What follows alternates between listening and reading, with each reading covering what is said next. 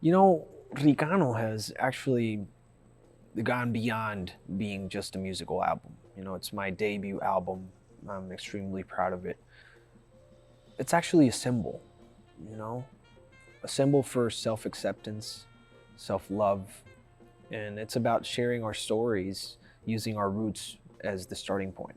You know, nowadays, it's hard for these newer generations to find original things that they could do. And I always say to my students, there's nobody that could do you better than you. And then finding what your roots are can help you find what that unique story is. If you build things from there, you're gonna find things that nobody can take away from you. You know, nobody can copy. This is uniquely you. So that's what Ricano is.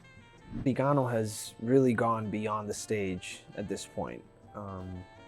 At the core of it, it's the social, cultural component for me, honestly. Bringing this material to schools, to cultural centers, to universities, and bringing it to the students. You know, we play together, we sing together, and in the case of music students, we bring the music in for them to perform it and for them to be submerged in the magic of Ricano. And to me, it's a huge responsibility, bringing my roots into whatever new work I do. And in that way, keeping the conversation going about Puerto Rican roots. And in my case, Puerto Rican and Dominican roots. So let's say you make this sick reggaeton beat, but it has a little bit of influence from Puerto Rican plena. You know, later on when you're analyzing that beat, you could still have the topic of plena in the conversation. Like, hey, this is actually based on plena. And what is plena? You know, and you open up that conversation. So to me, it's very important, and it's the way in which I'm keeping my roots alive for generations to come. And in that way, I'm planting seeds for younger generations to feel motivated to do the same. You know, so many of these young folks are being looked down upon as the generation that likes reggaeton, that likes trap music.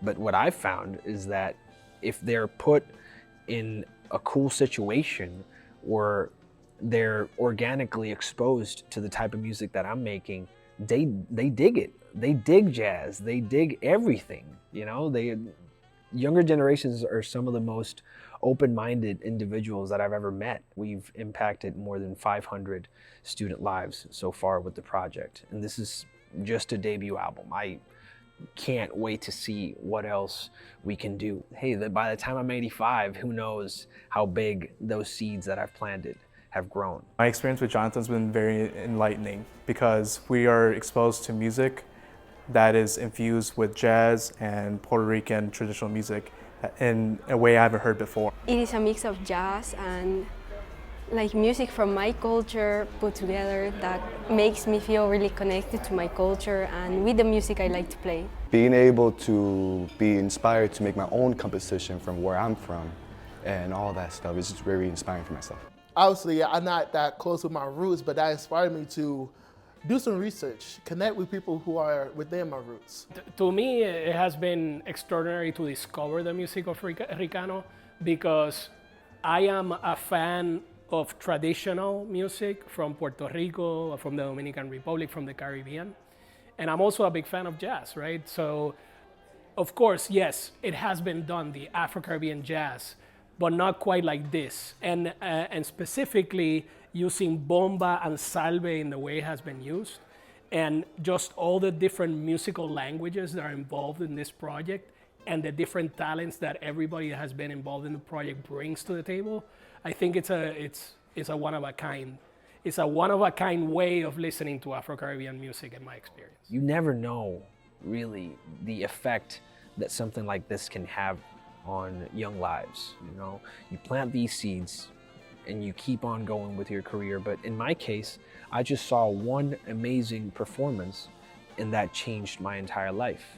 You know, let's try our very best to keep our roots alive by exposing younger generations to it organically by doing our very best as artists, you know, and I have so much hope for this project, and I'm so thankful for all the students that have been a part of it so far, and so many more students to come.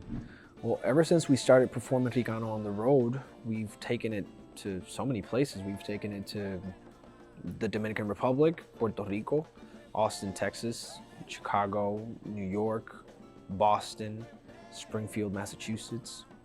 So many more places to go. I'm very excited for this journey, and everywhere that I go, I just try my very best to include that social component to the thing, you know, because there it could go beyond the stage, and I'm able to really connect with people directly. You know, if it's singing, then it's singing. If it's doing a drum circle, if it's showing them how to play this music, all of it is super important. And I think at the core, that's what Ricano is. It breaks down that weird barrier that we've built in jazz across the years of the public is there and I'm here and you should shut up and stay quiet and stay still. No, with me it's like that gets broken down. Ricano is about inviting people into the experience, you know, sing with us, dance with us, and for the music students, play with us, you know, to the point where I can actually come off stage and it's like, y'all got it. That's a wrap.